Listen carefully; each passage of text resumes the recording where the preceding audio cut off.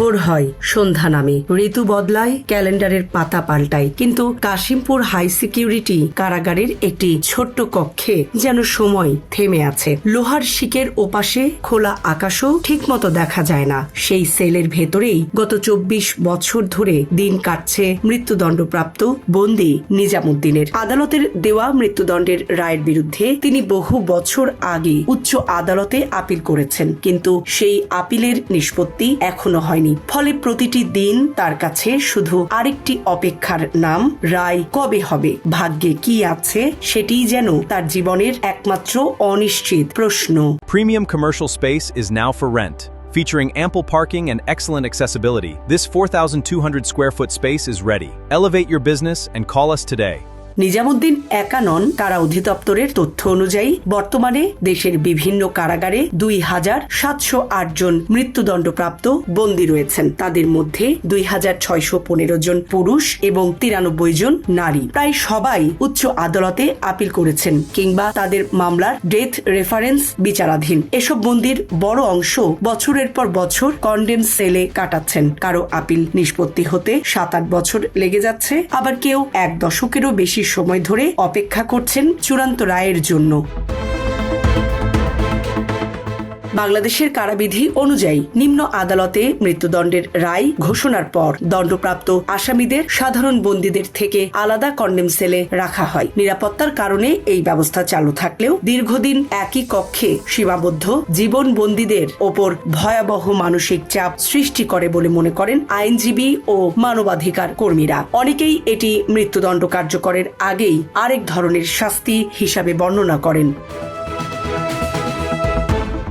কারা কর্মকর্তাদের ভাষ্য অবশ্য ভিন্ন। তাদের মতে মৃত্যুদণ্ডপ্রাপ্ত বন্দীদের অনেকেই মানসিকভাবে অস্থির বা বেপরোয়া আচরণ করতে পারেন। তাই কারাগারের নিরাপত্তা এবং অন্যান্য বন্দীর সুরক্ষার স্বার্থে তাদের আলাদা রাখা প্রয়োজন। কারা মহাপরিদর্শক IG prisons brigadier general Syed Mohammad Motahar হোসেনও জানিয়েছেন, নিরাপত্তার কারণেই মৃত্যুদণ্ডপ্রাপ্ত বন্দীদের পৃথক সেলে রাখা হয়। বর্তমানে কাশিমপুর হাই সিকিউরিটি কারাগার এবং কেরানীগঞ্জ ঢাকা কেন্দ্রীয় কারাগার সহ দেশের বিভিন্ন কারাগারে বিশেষ কন্ডেম সেল রয়েছে। কেরানীগঞ্জ কারাগারের বকুল ফুল নামে পরিচিত 4তলা ভবনে মৃত্যুদণ্ডপ্রাপ্ত বন্দীদের জন্য পৃথক সেলের ব্যবস্থা করা হয়েছে। প্রতিটি সেলে কয়েকজন করে বন্দী থাকেন। নিরাপত্তা ব্যবস্থা অত্যন্ত কঠোর। নির্দিষ্ট সময়ের জন্য সীমিত পরিসরে হাঁটা চলার সুযোগ থাকলেও তাদের জীবন মূলত 4 দেওয়ালের মধ্যেই সীমাবদ্ধ। এর আগে পুরান ঢাকার নাজিমুদ্দিন রোডের কেন্দ্রীয় কারাগারের কন্ডেম সেলের পরিবেশ ছিল আরো কঠিন। ছোট্ট একটি কক্ষে একই জায়গায় খাওয়া, ঘুমানো এবং বাথরুম ব্যবহারের ব্যবস্থা ছিল। অনেক বন্দী বছরের পর বছর সেই সেলেই কাটিয়েছেন। 2016 সালে কেন্দ্রীয় কারাগার কেরানীগঞ্জে স্থানান্তরের পর অবকাঠামোগত কিছু উন্নতি হলেও দীর্ঘদিনের বন্দী জীবনের বাস্তবতা বদলায়নি। সাবেক এক কারা কর্মকর্তা জানান, কন্ডেম সেলে থাকা বন্দীদের জন্য সবচেয়ে কঠিন বিষয় ছিল অনিশ্চয়তা। লোহার শিকের ফাঁক দিয়ে আকাশের সামান্য অংশ দেখা যেত। প্রতিদিন মনে হতো হয়তো আজই কোনো খবর আসবে, কিন্তু দিনের পর দিন, বছরের পর বছর সেই অপেক্ষার শেষও হতো না। এই অনিশ্চয়তা অনেক বন্দীকে মানসিকভাবে ভেঙে দেয়। বাংলাদেশের ফৌজদারি কার্যবিধির 374 ধারা অনুযায়ী কোন দায়রা আদালত মৃত্যুদণ্ডের রায় দিলেই তা কার্যকর করা যায় না। হাইকোর্ট বিভাগের অনুমোদন ছাড়া মৃত্যুদণ্ড কার্যকর করার সুযোগ নেই। এজন্য প্রতিটি মৃত্যুদণ্ডের মামলা স্বয়ংক্রিয়ভাবে হাইকোর্টে ডেথ রেফারেন্সে হিসাবে যায়। একই সঙ্গে দণ্ডপ্রাপ্ত ব্যক্তি আপিল করলে সেটিও একসঙ্গে শুনানি হয়। ফলে নিম্ন আদালতের রায় চূড়ান্ত নয়, বরং উচ্চ আদালতের সিদ্ধান্তের ওপরই নির্ভর করে একজন আসামির ভাগ্য। তবে বাস্তবতা হলো ডেথ রেফারেন্স নিষ্পত্তিতে দীর্ঘসূত্রতা তৈরি হয়েছে। সুপ্রিম কোর্ট প্রশাসনের তথ্য অনুযায়ী একদিকে নতুন নতুন মৃত্যুদণ্ডের মামলা যুক্ত হচ্ছে, অন্যদিকে নিষ্পত্তির হার তুলনামূলক কম। বর্তমানে হাইকোর্টে কয়েকটি বিশেষ বেঞ্চে এসব মামলা শুনানি হলেও বিচারাধীন মামলার চাপ এত বেশি যে এখনো 2018 ও 2019 সালের অনেক ডেথ রেফারেন্সের শুনানি চলছে। ফলে বর্তমানে একটি মৃত্যুদণ্ডের মামলা হাইকোর্টে শুনানির জন্যই 7 থেকে 8 বছর পর্যন্ত অপেক্ষা করতে হচ্ছে।